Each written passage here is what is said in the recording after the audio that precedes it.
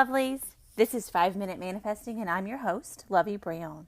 Thank you so much for listening today. I'm so excited that you're here. Today, I thought we would do another Neville Goddard success story from his book, Seedtime and Harvest. This is a story about a woman who wanted to heal her relationship with her father. So let's just go ahead and I'll read the story for us now. All things are made by imagination's power. Nothing begins except in the imagination of man. From within out is the law of the universe. As within, so without. Man turns outward in his search for truth, but the essential thing is to look within.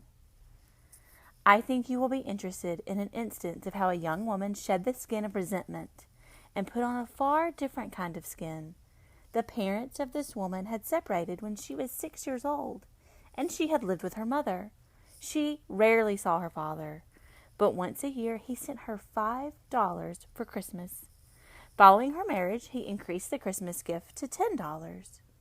After one of my lectures, she was dwelling on my statement that man's suspicion of one another is only a measure of his own deceitfulness, and she recognized that she had been harboring resentment towards her father for years. That night she resolved to let go of her resentment and put a fond reaction in its place. In her imagination, she felt she was embracing her father in the warmest way. She did it over and over again until she caught the spirit of her imaginary act, and then she fell asleep in a very contented mood. The following day, she happened to pass through the fur department of one of our large stores in California. For some time, she had been toying with the idea of having a new fur scarf, but felt she could not afford it. This time, her eye was caught by a stone marten scarf, and she picked it up and tried it on. After feeling it and seeing herself in it, reluctantly, she took it off as she could not afford it. As she was leaving the department, she stopped and thought, Neville tells we can have whatever we desire if we only capture the feeling of already having it.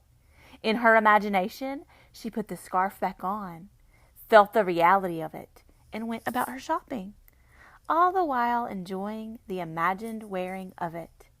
This young woman never associated these two imaginary acts. In fact, she had almost forgotten what she had done until a few weeks later, on Mother's Day, the doorbell rang unexpectedly, and there was her father. As she embraced him, she remembered her first imaginary action. As she opened the package that he had brought her, the first gift in many years, she remembered her second imaginary act, for the box contained a beautiful stone marten scarf.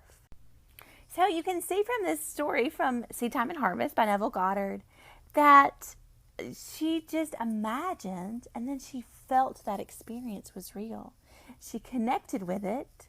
And then in the one part of the story when she was replacing the resentment with her father with a positive reaction, a fond reaction, he says, then she fell asleep in that contented mood. So get your mood up, get your feelings high and feeling great, and you too will manifest whatever is in your imagination. You can get a fur scarf or a better relationship with your father or a specific person or the exact job that you want or a beach house or more money.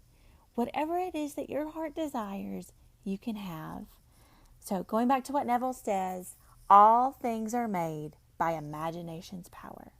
So just imagine that you already have it and then live in that feeling. And then you will see that expressed in your 3D reality. Thanks so much for listening. I hope you have a fantastic day and that you manifest exactly what you want.